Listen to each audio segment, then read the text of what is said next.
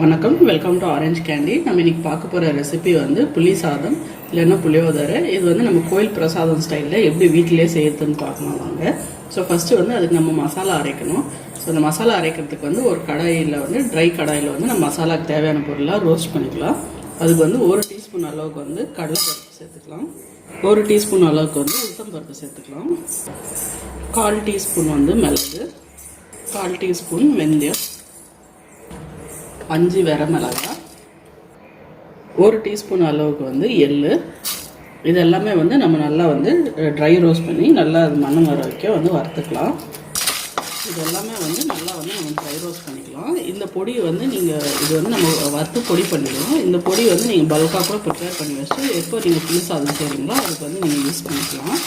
இப்போ இது வந்து நல்லா வந்து வறுபட்டுருச்சு. இப்போ ஆறட்டும் வந்து நம்ம இது மிக்ஸி ஜாரில் போட்டுக்கலாம். இது கூட வந்து நம்ம 1/4 டீஸ்பூன் அளவுக்கு வந்து பெருங்காயத்தூள் சேர்த்துக்கலாம். இப்போ இது வந்து நம்ம மிக்ஸி ஜாரில் போட்டு நல்லா பொடி பண்ணி எடுத்துக்கலாம். இப்போ வந்து நம்ம புளி சாதத்துக்கு வந்து புளி காய்ச்சல் ரெடி பண்ணிக்கலாம். அதுக்கு வந்து ஒரு கடாயில் வந்து ஒரு 3 டேபிள் ஸ்பூன் அளவுக்கு வந்து நல்லெண்ணெய் சேர்த்துக்கலாம். நல்லெண்ணெய் தான் இந்த ரெசிபிக்கு வந்து டேஸ்ட் வந்து நல்லா எடுத்து கொடுக்கும்.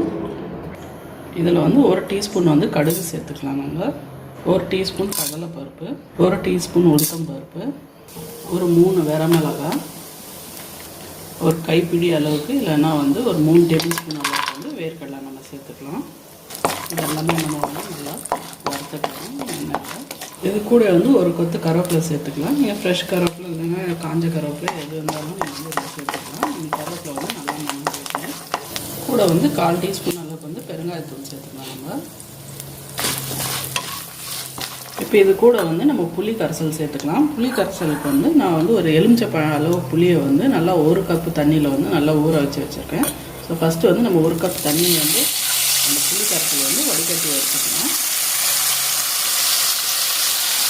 திருப்பியும் அதே புளியில் வந்து நான் இன்னொரு கப்பு தண்ணி சேர்த்து நான் வந்து இன்னொரு ரவுண்டு வந்து புளி கரைசல் வந்து சேர்த்துக்கிறேன். இன்கேஸ் நீங்கள் வந்து புளி பேஸ்ட் யூஸ் பண்ணுறீங்க, ரெடிமேட் பேஸ்ட்னால் நீங்கள் வந்து அப்போ 2 கப் அளவுக்கு வந்து தண்ணி யூஸ் பண்ணிக்கலாம்.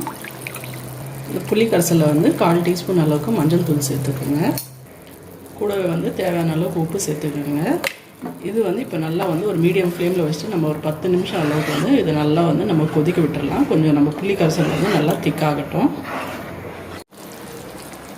இப்போ பாருங்கள், 10 நிமிஷம் நம்ம புளி கரைசல் கொதித்து நல்லா வந்து திக்காகிடுச்சு. இந்த ஸ்டேஜில் வந்து நம்ம அரைச்சி வச்சுருக்க பொடியை வந்து இதில் சேர்த்துக்கலாம்.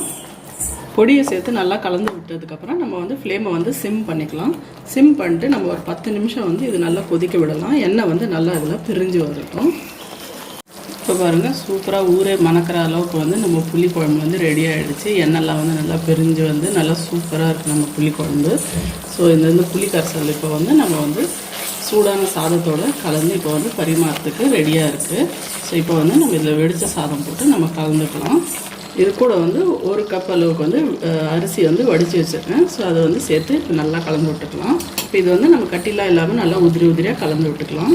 கட்டிலாம் இல்லாமல் நல்லா ஈவனாக வந்து சாதத்தை வந்து கரண்டியால் உடச்சி கலந்து விட்டுக்கோங்க. இப்போ பாருங்கள், சாதம் வந்து நல்லா மிக்ஸ் ஆகிடுச்சு. நம்ம சூப்பரான கோவில் ஸ்டைல் புளியோதரை ரெடி ஆகிடுச்சு. வாங்க இப்போ இதை வந்து பரிமாறிடலாம். இப்போ பாருங்கள், நம்மளுக்கு வந்து வீட்டிலே வந்து கோவில் பிரசாதம் ஸ்டைலில் வந்து புளியோதரை வீட்லேயே ரெடி.